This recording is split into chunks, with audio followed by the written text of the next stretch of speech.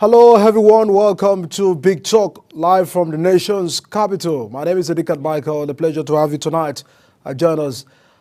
Just yesterday, 20th day of October 2024, which actually marks 4 years of the End SARS protests, which some protesters went out yesterday to protest at the Loki toll gate and also to mark the Black Sunday of October, but were dispersed by tear gas by the Nigerian police force, and some of the memorial protesters were also detained. Some civil society organizations have expressed disappointment over the ugly incidents. They pointed out that the police and other security agencies need holistic reforms as citizens' rights suffers abuse and engaged by the security agencies. Issues of police brutality, harassment, and extortions persist in some part of the country, which all of this is to raise awareness and pressure for accountability among all the security agencies. Joining us tonight on Big Talk to express some of those activities and to give us an understanding of the spots of events yesterday, 4 years after. Do we say that we have been able to address the many issues that were raised, even from the resolutions from the judiciary panels that were set up in response to all of these police brutality and concern on how far we can have free harassment from the police and the security agencies in the country? I'm being joined by activist and socialist Hassan Soweto joins us from Lagos. Thanks so much, Hassan, for making your time with us on the program. Yes, good evening, and thanks for having me. Yes.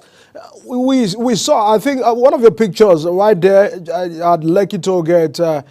Give us an understanding what really happened, because there are different stories to read. One end that says it was not just about going out for a protest, a memorial protest, but in a way it looks that there was something behind, where the police are actually having the grounds, and that's the reason why some of you were detained. Give us an understanding about that, please. Well, yesterday, being the 4th anniversary of the Lekki Toll Gate massacre, which was a watershed moment rather in the history of this country, we decided that there was a need for us to commemorate that day, as we have always done since 2021. So therefore, a group of us went to the Lekki Toll Gate with a wreath, placards, and a banner. And the idea was simply to protest at that Lekki Toll Gate, then to also offer prayers for the souls that have been lost, and also, most importantly, to use that occasion to remind Nigerians of the sacrifices that have gone into the struggle, for good governance for a working country. But upon arriving at Lekki Toll Gate yesterday, we got there maybe around 10 a.m. We met a group of policemen who clearly, from the word go, were not even prepared to listen to us. Neither were they even prepared to recognize our right to freedom of assembly. Because as we got down from our bus and we began to arrange our materials, banners, and all of that, these policemen, led by CSP Adetayo Akerele, who is the chairman of the Lagos State Task Force, the police task force, they began to move towards us aggressively.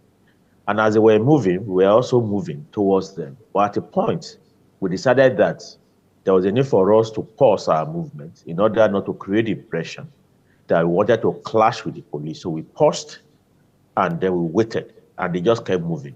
And as they were moving towards us, a layer of the policemen, very heavily armed, began to, move towards our side like they were outflanking us.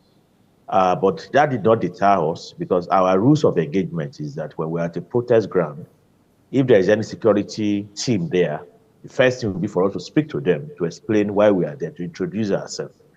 So I moved forward to speak with CSP Adetayo Akerele, whom, was obviously familiar with us because he was there during the 10 days of a protest in August. So there's no way he would say that we are unknown to him, or that he cannot even recognize our banner. So I then proceeded to talk to him. And as I was speaking to him, explaining who we were and why we were there, I began to hear shouts from my back.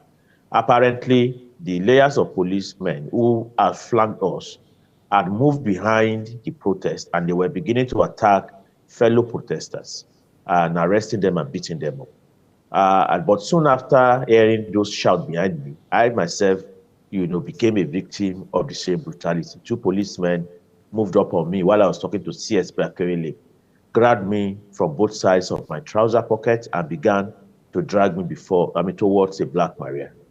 And as they were doing so, obviously I did not resist. I simply just said, "Oh, so this is an arrest then. There's no problem." But as we were moving, a third policeman came and then just, punched me on the face, knocking my glasses to the ground. There was no need really for him to do that. It was very obvious that I was not resisting arrest. Two FT policemen were already on me, dragging me towards a black Maria. So what was the intention of them striking my glasses from my face? But then when you look at what happened to me and then what happened to other protesters, you can then see a pattern that the police apparently saw an opportunity yesterday to retaliate against us for the mere fact that we have had the effrontery to be protesting in Lagos State since June of this year, particularly in August, during the 10 days of rain, when we had that very marvelous protest in Lagos State and across the country. Obviously, the security operatives, were not happy with that expression of our right to freedom of assembly. So yesterday was an opportunity to take a revenge on all of us because the account of other protesters who were arrested yesterday was the same. Everybody was brutalized. I think that I was in a way even spared of the worst, of the molestation because every other person even had, a worse experience. Before every protester was moved to the Black Maria, the police ensured that they spent at least 10 to 15 minutes on each and every one, pummeling them, beating them to a pulp. Two protesters were sexually molested, one male and a female. The male had its penis, squeezed very ferociously, by police operative, while the female was groped, her breast, was touched and squeezed, and they also dipped hands into her genitals. One protester had blood gushing out from his nose all throughout yesterday. So this was the kind of savagery that was actually visited on us during the protest yesterday morning. We tried to read from the Lagos Police Command, and they said they have released all those that were arrested in connection with that anniversary protest. Though they have not given reasons for the assault, and they have not also given reason for the use of force against the protesters, neither did they answer questions on why some of you were taken into custody. But let's now get to the issues because, we'll wait till they get to speak about that. But let's get to the issues, the underlying issues. The issues is still looking at the inquiry. We saw some judicial panel that were set up in response to receiving all of these. Would you say from your assessment that we've had some attempts, if some state has been able to attempt in addressing some of these issues, or are we still at where we were? And does it look that all of these things are still persistent in the country?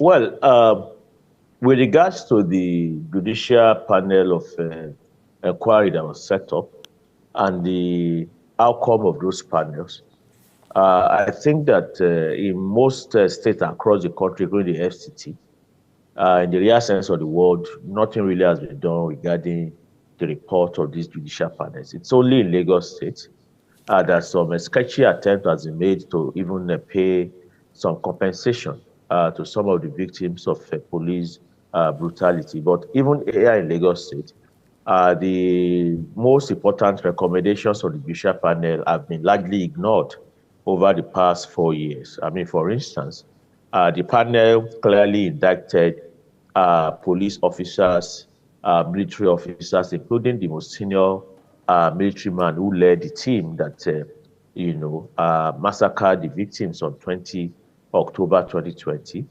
The panel also clearly indicted the Lagos State government, and other officials of the government. The panel recommended that the Lekki toll gate should be renamed The panel also recommended that the event of 20 October 2020 should also, be memorialized, should be something that should be marked at every anniversary. None of this has been done. Rather, what the Lagos State government did was to issue what they call a white paper, which simply cherry-picked, the items of those recommendations that Lagos State government, felt, was in their favor or that they could implement, while the most important ones that clearly indicted them, were simply ignored. So all of this raises the question, therefore, is why have a public inquiry if the government is going to cherry pick what is accepted or not? But outside of Lagos, the picture even elsewhere is even more terrible. Nowhere across the country has any real justice been done to the victims of a police brutality or even the victims of the NSAS protest in October 2020. But what is even more touching is how many of the protesters or some of the protesters who were arrested during the protest in October 2020 are still languishing in prison detention here in Lagos State. So you feel that there are those that are still in prison up to now? There are people still in prison at Kirikiri Maximum Prison here in Lagos, as well as elsewhere across the country. There are people who were killed. There's Pelumi Onifade, a journalist who was killed by police men during the protest. There has been no justice done to his case. But what is even more interesting is how none of the lessons of that protest has been learned. Police brutality has even become worse, between then and now. Just a few days in Lagos State, a policeman, chased a young man because he was sporting a tattoo. They chased him to his death. The young man had to jump into a canal, and he's dead now. That was just maybe 2 or 3 days before the anniversary of the NSAS memorial. So in that sense, we are still dealing with the same brutal police force, even though SARS was disbanded 4 years ago. But what it shows is that brutality itself is actually something that is ingrained in the DNA of the police. So whether you disband a team or a unit of the police force would not matter. Systemically, you have a police institution that is already, brutal, that is meant, to be a tool of a class coercion and class oppression. And that is the issue that we are facing with today. Because if you look at our experience, even yesterday at Lekki Tollgate, it was the police that visited that much savagery on us. So in that sense, if we are marking the anniversary of a protest, against police brutality. Did you write, were there any prior notice to the police? Did you write to the police that you will be taking a peaceful walk to mark the 4th anniversary of the NSAS protest? No, we did not, because we are not bound by the law to do that. What we are bound by the law to do is to clearly announce whatever public action that we want to do, something which was done via press statement. So in that sense, members of the public, government and police institutions were already clearly, informed. The constitution of the country does not in any way say that the police are to be written to for their permission to be sought. What the constitution clearly says is that anywhere citizens assemble with a view to protest any government policies or to express themselves, the police have a duty to protect them. So we have to be clear about this, so that we are not ourselves trying to give excuses to savagery. The reason I asked that question is because you know how Lagos is a very fragile state in terms of protests. We've also seen situation where government has always been trying to manage protests, not to escalate. And you've seen the lessons of end bad governance and all of that. Do you feel that it's always the fear of government in terms of managing protests, not to escalate out of hand, and that probably are the reasons why there are always so much ash in response to receiving protesters? Like what you've seen yesterday, you started clearly using of tear gas and all of those to despite some of you from the Lekki Tollgate. Do you feel that this is justifiable for that action? A point of correction, Lagos is not a fragile state. If you're talking about fragile states in Nigeria, you'll be talking about the northeast and the north central state. You'll be talking about the southeast. These are areas where you have ongoing, cases of violence of non-state actors up in arms, either against fellow citizens or against the government. Lagos is a peaceful state, just as much as many other southwestern states. So in that sense, the government does not have any credible reason to disallow the free expression, of that right to freedom of assembly. The second thing is that when it comes to protest, what determines whether a protest will be violent or not is not so much the action of the protesters themselves. It is often the response of the security agencies. If you look at the urban governance protest in August of this year, Lagos was adjudged to have had the most peaceful protest. And why? That was not because of the police. That was because those of us who were organizers of the protest were clearly, ready to ensure that we ensured we had an organized outcome. So it wasn't as if there was no provocation. Talks were attacking us on a daily basis. Police were also attacking our protesters, but we ensured that there was no retaliation. Neither was an attempt by protesters, to also go violent because of all of this. That was why we had a peaceful protest throughout the month of August in Lagos State. So in that sense, it shows that Lagos actually has a history of peaceful protests, of protest organizers being responsible. So in that sense, there's absolutely no justification for what happened yesterday, for the response, of the Lagos State Police. What the police ought to have done is to have ensured that as soon as we appeared at Lekki Toll Gate, that there was a discussion with us as to what we intended to. And we, immediately as we cited the police, we approached them with a view to have that discussion with them. They were the ones who responded with savagery. Because they cannot say they don't even know some of us. We have always been on the street, protesting over one thing or the other. So this was a premeditated violence meted out on us yesterday by a police institution that is in the pocket of certain elements in government. Don't forget that the Lekki Toll Gate itself, is a business entity, and certain elements in government today, both in Lagos State and nationally, feels that that area, that business activity need to resume again. Because since 2020, since October 2020, when that massacre happened, tolling on that road has not been restored.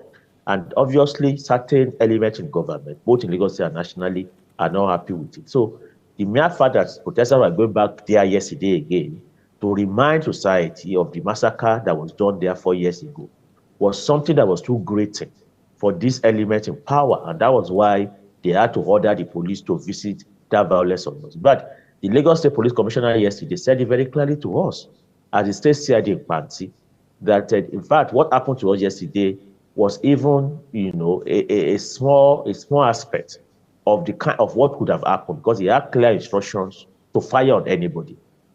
So we have to be clear that what we are talking about is a civilian dictatorship. It's not a question of whether there's a fragile situation in any state or whether protesters wrote to the police or not. It is the fact that what we are dealing with in this country today is an evolution of a civilian capitalist dictatorship under President Bola Ahmed Tinubu, and all of us must rise up to condemn it.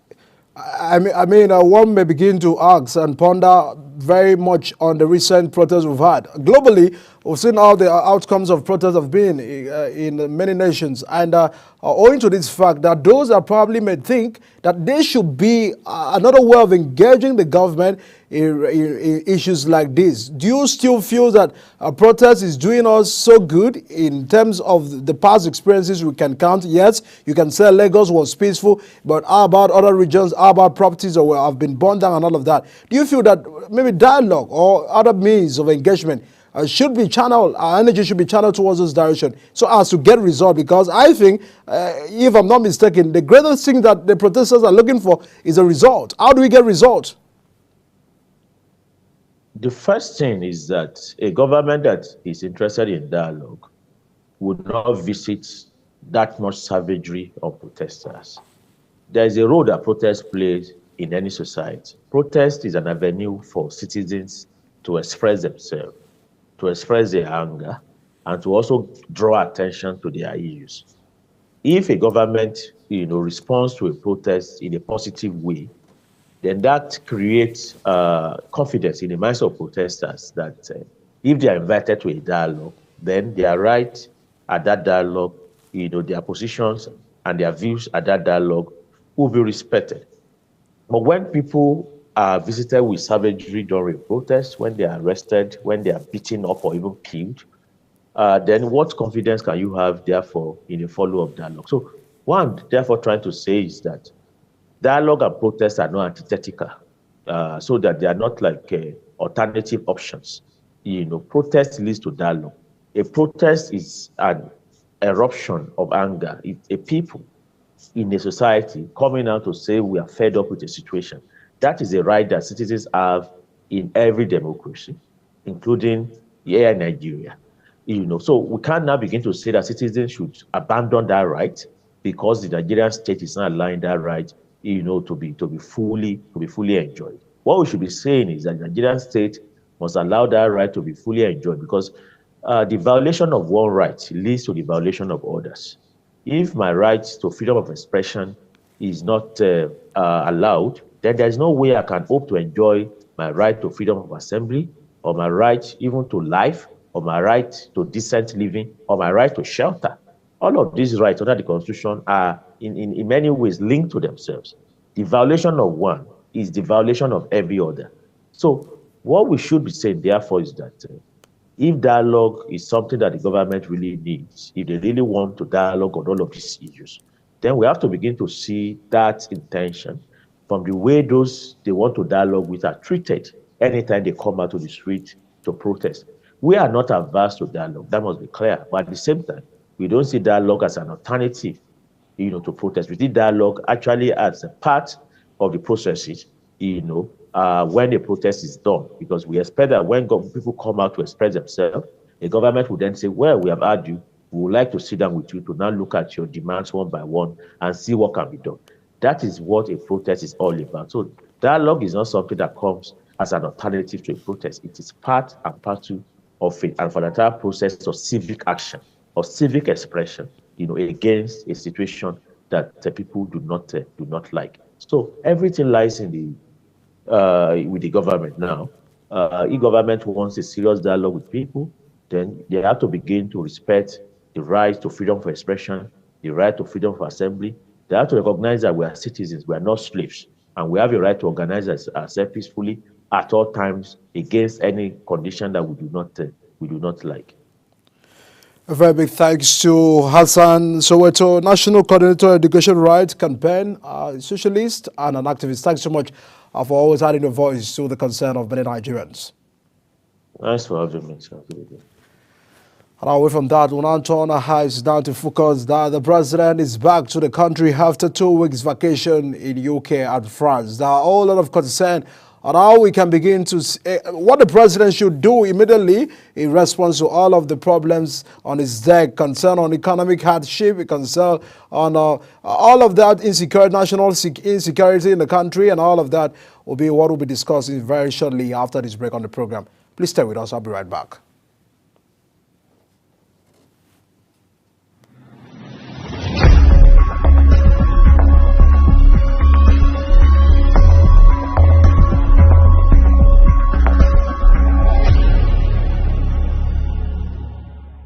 For an insightful idea that takes the center stage and the conversation that gets beyond the headlines, to explore the lasting impact of political decisions, Big Talk got you covered. From policy debates to geopolitical insights, from thought-provoking discussions to actionable insight. What is the real responsibility of government? Big Talk delves deep into the heart of the matter.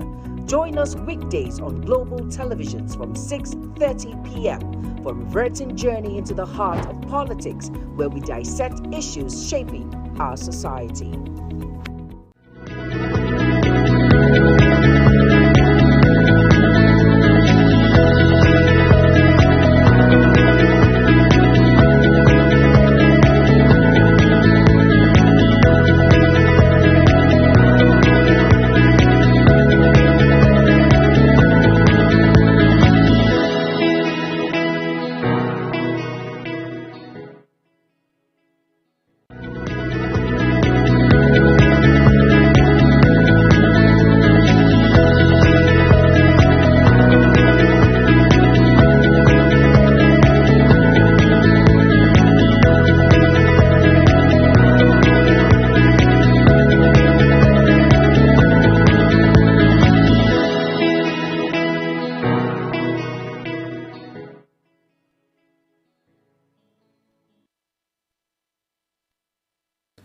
Many thanks, everyone, for still staying with us on the program Big Talk. A whole lot of concern now. The president returns to the seat of capital in response to continuation of his government and a whole lot of mixed reactions and feelings where some Nigerians are expressing concern that the president must begin to look at the issues on ground and also cutting some frequent foreign trip and leaving numerous domestic issues unaddressed. I recall that, they had faulted the absence of president and vice president just last week, where justifying the recent trips, the presidency said that Tinubu and Shettima absence did not pose a vacuum in Nigeria's leadership. However, some statistics and analysis have shown that in 17 months in office, President Tinubu and Kashim Shettima have spent 180 days on foreign engagement, while Tinubu has visited 16 countries on 29 trips. Some Nigerians are expressing the belief that the president return at this retreat will also create room for the people of Nigeria to bring about the much needed comfort and the succor for the teeming masses in the country. Tonight on the program, we'll extract all of this concern and see what it means for the president to return back to the country. FCT Chairman, Landlord Association of Nigeria, Bolaji Adegun, joins us live on the program. Thanks so much for joining us on the program tonight. Good evening, Nigerians. Yes, a whole lot of concern, Otumba, when you look at when the president was aware of from the country. The vice president was also, had to respond to national issues. Now, a mixed reaction on how we can have the president and the vice president leaving the country. But that's not really the most excellent. The issues is none that is back to the table. A concern on economic hardship, a concern on national security. It's still top on the table that he has. From your own concern, you feel that the president ought to really, get to work urgently in terms of responding to all of these challenges? Yeah, thank you very much, Nigerians. Number one, we have to know that there must be an internal understanding that when a president is out of a country, the vice takes over immediately. But while the both of them are not around, definitely there must be vacuum. And we all know, even when the president too was in the country or when he's on throne, there have been a lot of problems one way or the other, and all of us are looking towards a solution. Now, we thank God there's no person that will be working and will not have a rest. We thank God that the president has taken off a leave, and it's my belief that he has now worn a double-barrel carpet on his head, or what would I call it, a soundproof jacket, which he needs. And I'm happy the day he arrived, it was raining. So we believe that he has brought good things to life. We're looking towards his change to one or two things, especially with the food on the table. I want to say categorically, with my position as the Landlord Association Voice of Nigeria, a lot of people are suffering. A lot are suffering. And what we need to do that, the president said, this is a hard time for us to manage. Nobody is disputing it. But like often been said, it's better to know that when a child is born, on the 8th day, he has to be named. So what I could have loved the president to do is, now there's been a rumor of probably changing the cabinet, reshuffling. That is very, very important, because once... So it looks that these people they don't have the capacity to do the work, so the president ought to reshuffle them. Well, there's no class that has people that will not see somebody taking first position, second position, and somebody taking last position. But you see, reshufflement makes everybody to sit right. And to be sincere, we can categorically say the ministers that are working, we can see them physically. And some are working without publication. All these things still bounce back on communication gap. And let us see what is the benefit of the democracy. Now we have been filled with a lot of theories. This is coming, we are planning this, we are planning this. A layman does not believe in long-term benefits. He wants to see. And I thank God, God has done it so much that this year we have good rain. We should expect the present government to see how food can come to the table of a poor man. One way or the other, by maybe subsidizing or maybe creating awareness through every local government chairman or this in buying whatever the produce brought into the market. Because sometimes in Nigeria we are flooded with produce. There's no reservation. I believe that if one or two departments can do that, whereby you can see sometimes there was a time we were buying ordinary 2 tomatoes for 500 naira. Now it's coming down to about 5. Tubers of yam will soon be coming out. Nigerians should have ways of preservation. That will help us one way or the other to solve the hunger and prices. And we have been talking about fuel increase. Well, I think it has come to the climax. It looks that it's not. We have all known that it's no more coming back. But what are we going to benefit from the savings? And I believe President Tinubu is in position to let us know how we can benefit the little reserves, the little benefits gotten from this oil. Do you feel that we are properly utilizing how much you've saved for some months now? Well, because from all indications, they will tell you there is increase in state allocations, there is interventions in this and all of that. Those are probably saying that, Mr. President, we are not seeing the dividends of the savings from subsidy. And all of this explanation from government about increasing allocation for state is not really what Nigerians are happy about. These are the areas I'm talking about. Number one, Nigerians, we are not being factual about what is happening. We keep on giving one excuse the other. If anything happens, you will hear the bridge of Jebba got spoiled. There's no reservation for this or this. Now the question is, what are we doing? And are we really in the end of this problem? Because once a problem is not gotten to the root, it will still germinate. We believe if you cut a tree just by the side, it will germinate again after some time. But are we getting to the root, which I will expect the president to look into, especially in respect of this refinery? Because fuel is one of the biggest income, and at the same time is one of the biggest consumption of, because even in the village, people that are grinding pepper will use petrol. For organizer, we use petrol. And if we are buying fuel for 1,100, 1,300, how do you justify inflation must come up?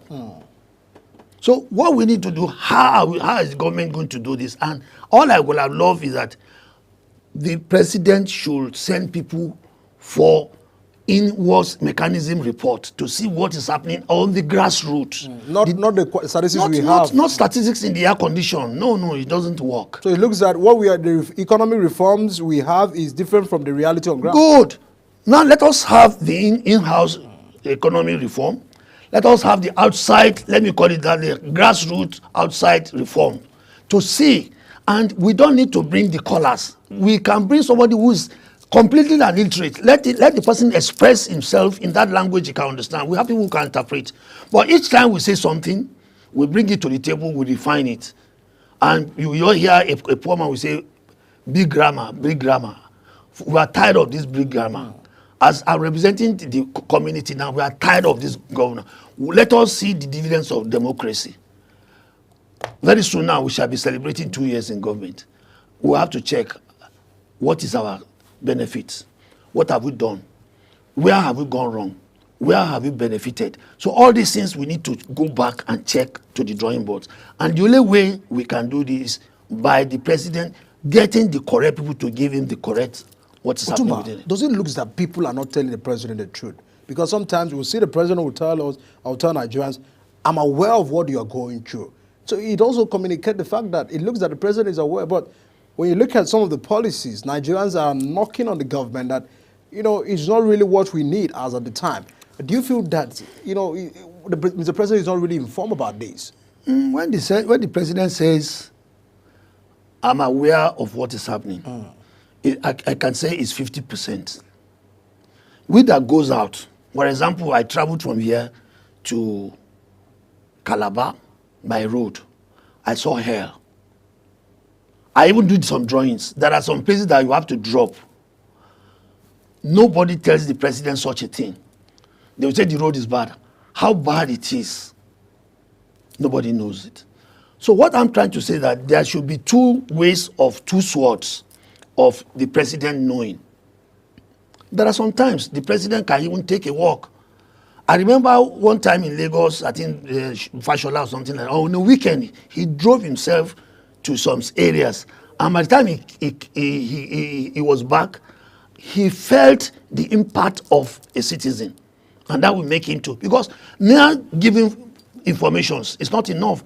Because it is the information at his disposal. It's like a judge who opens a file. It is whatever is in front of him, he knows. And if they call a black white for him, if they call a white as black for him, it's accepted because that is what is in his front. We cannot, but there must be a grassroots information, and which I believe there should be a room for the local government chairman to be giving the mechanism reports back to the presidency while the governor stood. Then there could be comparison. Then there should be a roundtable information to the president, whereby it will be three sorts information: federal level, local government level, and grassroots level. So with that, we'll be able to see, and the president himself will be able to feel the impact of the citizen. He has been saying it that he's feeling the impact and we should bear with him. But for how long can we bear with him? The problem is that Christmas is coming now. All right, Otumba, I'll be back to you. Let's get to go on a very quick break. I was returned from the break. We'll also look at some of the reforms in terms of taxation, in terms of economic reforms that the presidency is doing, in terms of taking Nigeria out of the situations we are today. How far can we go and at what cost? Now that the president is back to the country, our eyes, many Nigerians are watching to know how far this can go. Do stay with us on the program. We'll be right back.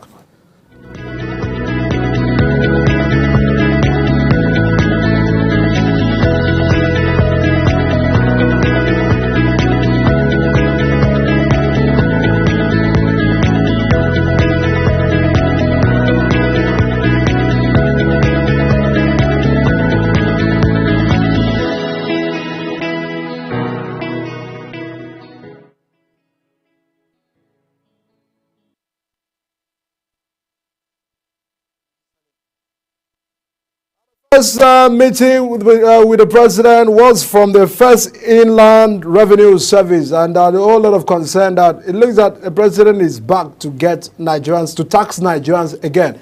Mr. Otumba, there are concern about taxation in the country. We'll look at other claims. It looks that other claims in other nations, they also have to tax their citizens in response to the economic situation. But what we have in Nigeria is that clearly World Bank projection is that they are taxing the poor and not the rich. It looks that they are using the taxation from the poor to service the rich and all of that. There is that illustration given by the World Bank. And now that the president is back, what would you say about taxes in the country? I think I would advise the president to take it easy with this taxation, because the present situation we are in this country now does not warrant extra taxation. Because in other countries, there are things that the country itself is subsidizing. I will ask our Nigerians now, which area are we subsidizing? You go to General Hospital, you buy your Panadol. You go to the filling station, you buy 1,500. The road is not cleared. Nothing is coming out as easy. So now, given this issue... Are we not having more electricity now? Where people will tell you... Well, I want to say, it's not federal government that is giving electricity. Let's be sincere. Yes, it's not... If it's the government that has taken it back now and it's happening, okay? But we cannot say, because there was a time they were threatened that they will revoke their licenses. I think that's what made them up. And I can say now there's a skeleton, you can see maybe it's 7 hours, not like before you just go anyhow. So they are putting their best on that one. Let's be sincere with ourselves. But this transition is what I'm trying to say. And if we are going to follow the truth, the poor are the ones suffering. For example, you hear paying radio tax, a bus is going on the way, this thing is that. The factories that are making the money, the filling stations that are making the money, all those places that are having heavy monies. I think the president knows better, because I remember one time too, he too was I think before he became the president, he was taxed and he paid. So, and he knows what they do with that money. So our question is that when the RIFS takes our tax, we must see what is justifying with that money. We should be able to know what's our income. We should be able to know what we spent. And this spending should reflect the grassroots. Because when it comes to voting, I can bet you it is the grassroots that has 70%. The elite has 20%. And when it's coming to campaigning now, people are already waiting for them. They will stone them. They will pour something on them because they are angry and people are dying, for God's sake. The federal government needs to do on that. They have to know what can we do to sustain the poor people. Look at the rate of suicide. It's alarming. It's alarming. All right, Otumba. Because there's no future plan, and the president says we should be patient with him. Please, I will advise that the president should please give us a timeline so that we can hold him accountability. So it looks like there's no timeline to how Nigerians can exercise. Yes, 2 times now he has spoken. He has never said, bear with me, for how long? Do we need 2 years? And get into 2 years. So which is half now, half year. The next 1 year now we will be another ready for campaigning. Well, and we all know Nigerians, once we go into the next season, is now either our opposition leaders taking up their listening or another president speaking up. And these are the pointing notes they will be giving to the president that what have you done? You have done this, you have done this, you have done this. I was listening to Segun. He's saying the fact that we need to say, what have you presented to the table? And it's not a long time, like I've been explaining. There are short-time income, there are middle terms income, and there is long term income. We don't have to be aiming at the long time. Let us see what we can do. Like I'm saying, the rainy season has come now, and we should be able to have the food on our tables. Maize should be able to come down for the poor man. Gari should be able to come down because cassava is down. Yam should be able to come down to but how would the government do that? They need to have a practical theory on that issue. Otumba, Nigerians elected some set of people to, checkmate the excesses of the executive, sometimes call them to order oversight functions, which is the National Assembly. There are a whole lot of description about what is the job of the National Assembly. We've seen senators admitting that they pay them over 14 million naira, even when Nigerians are telling you, some of the senators will tell you that the 14 million naira is not enough for them to do the job. And that Nigerians are asking, what job are they doing? We will have 109 senators and over 360 House of Representative members. What is their job? Would you feel that the National Assembly are not living to the occasion in response to checkmating government, calling the attention of government to some of the practices and also seeing how they can tackle it from that end? Because if all of what we are doing in the media is not enough, then we need people who are, back with the Constitution to do the job. Yeah, Global TV, you are doing your best. I have to be sincere, and I've been attending other functional media. The problem we are having in this country is we are overconfidence.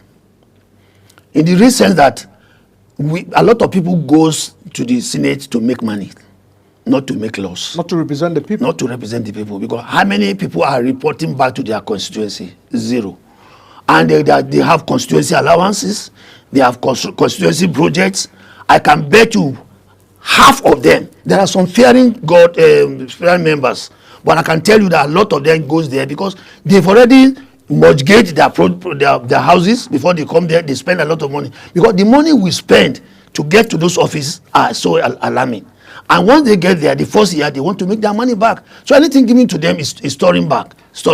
And you can see from the story, when you see those people that loses one of these elections, you will see them they become church rats because they have spent money and is aiming at this and he has no other function. So until the federal government needs to look at these allowances, because it's not the salary itself, but the allowances are too alarming. And we have been crying, charity begins at home. Let them sacrifice something. Instead of all this price increase of fuel, prices of if National Assembly can sacrifice 3 million into 109, and the president can sacrifice so. There is a country that the president said is not collecting salary for the whole time he is staying. There are some governors that they say they don't collect money. But are we deceiving ourselves? The salary is not the salary itself, but allowances. And the president too has traveled enough, sir, my president. Let him look inwardly and travel to all these places we are talking by road, even if it's by jeep, and he will see by himself. Because get international cannot come and solve our problems. It is we that needs to solve our problems within ourselves. Let him divide this country into 6 and travel and see. He will come back and see what's happening, not flying by a jet and you are dropping a fine area and they now clean the road, you see fluorescent light. Check over the fluorescent light. They are all shandals and in blackout. What are we doing? Who are we deceiving? We are deceiving ourselves. Does it look that the president is not too aware of the Nigeria, because probably he said, I transformed Lagos. Give me some time, I'll be able to do all of that consideration. I asked for the job. Do not pity me. These are the words of the president over and over again. Now that he's back, Otumba, do you feel that the president has lost count of where Nigeria was and where he's trying to take Nigeria to? Now, he tried in Lagos, but you see, Nigeria is not Lagos. I'm sure he has met something that is not expected. He might have gotten a simple plan that if I do 1 + 1, 2 + 2 is going to be 4, this and this. But it maybe getting into the river now, he has found that it's deeper than what is expected. But all I can say, we have experts. We have people who can advise. Are the correct people being given the correct job? Because sometimes when you look at some interview, you will see people talking this. I expected that the president, like I think Abacha did that during the Wole Soyinka, bring them to the table and okay, give them assignment for 6 months. Let's see what you can do. You have spoken enough. Bring him. You let it be from any party. We are Nigerians. You have solution for Southeast. Bring one person from there. You have solution from Northeast. Bring somebody from there. There are people who said they can solve this problem. Why not bring them to the table and give them special assignment and let them give you report in 6 months? We don't need to celebrate anything so much. You have given is a volunteer. It's going to be a volunteer job. All we need to do is, how do we saddle this country? The president may be having a good mind of doing it, but I'm saying that a lot of people that are behind him or peering the projects are not doing the correct thing. A lot of them are not doing it. They only sit down and project, or from the news or from the view, but physically we are not doing what is expected. If the way Tinubu wants to work and he can get people to surround him and tell him the truth, and sometimes let him come to plain light and say, look, I want criticisms. Let him swallow the criticisms and see. Because if you bring somebody from Calabar now, let him come and tell you what it looks like. Listen, let him hear. Even if it's 30 minutes, the following week, let him go to Northeast. Let him see what's happening. Is that not why we had ministers from different states? Because even the commissioner that's exactly we what have I'm ministers saying. from many states. Now, let us over be 40 ministers in the cabinet. Ndume has said it one time that he has never been to his village for the past 5 years. So how do you want to get this story in your village? A lot of them don't go. They are in Abuja. When they're on holidays, they refuse to go. And when they're at their homes, they don't go out. They have been locked. He said the minister is busy. But they're supposed to be accessible to people. This is the only way they can get informations. And everybody believes that once they get there, you see them with tinted glass, their gates now you cannot open, but they should be opened. They should be open for people. It's not that people come to, but there are people who will bring genuine reasons. You have to see to it. We should be more human in our lives. What I'm seeing in this country that we're not telling ourselves the truth. And that's the only thing I'm seeing. Once the truth is being told, either you're a Christian, you're a Muslim, because we are going to be accountable to the Almighty God. All these things we are seeing today is vanity upon vanity. But at the end of the day, you are going to be accountable, and God will ask you, what have you done with all these things? All right, Otumba, just lastly before we wrap up, that those that probably have a concern that the problem of this country has not just started during this administration, is a cumulative effect from poor management of PDP, wrong management of the last 8 years of Buhari, that this government is about to clean the mess and total mess economically and all of that from the last administration. Do you subscribe to that? Well, I won't say, because I don't know his theory he's using. But what I've seen from practically is not done. I was expecting, if it's a good government, it should pick people from all the political zones. Pick Peter Obi, pick, what's his name? Atiku. Pick man from Kano, Kwankwaso, and bring them together. Let them bring their ideas. This is our country. We have no other country to serve than this country. So if that one is done, I think it could have been better than everybody saying, if I'm being chosen, I will do this. Look at the other day, they were interviewing somebody from Kwara State, from Kogi. He was saying he could have done it, but the governor said, bring him down, let us table this thing, tell me how you want to do it, and I give it to head. And that's all. This thing will be solved. We have 6 political zones. So let's share this in and see, and let them bring it to the round table and see what is going to happen. And it will solve the problem, sir. The president cannot solve the problem alone. Because once the truth is not told, there's nothing he can do. He will only be saying, let's buy time. And time is buying him now. Time is going every day. We're getting to 2 years, so we need to work on it. Thank you and God bless you. Thank you so much, Otumba Bolaji Adigun is the Landlord Voice Association of Nigeria, FCT chairman. Thank you so much for adding your voice to the conversation tonight on Big Talk. Hello, everyone. A concern on how this can go, and now the president has ended his vacation. 2 weeks away from the country, United Kingdom, and also France. There are a whole lot of that raising concern, and now that he has to get to do the work, and just as Abolaji has highlighted, there's a consideration to look at the capacity of those in the economic team of the president in respect to managing the complexity of economic sector and seeing how all of this can be tackled to get development and dividends of democracy back to Nigerians and the people in general. Well, that's the sides of tonight's on the show Big Talk. My name is Odikat Michael. See you again. Thank you.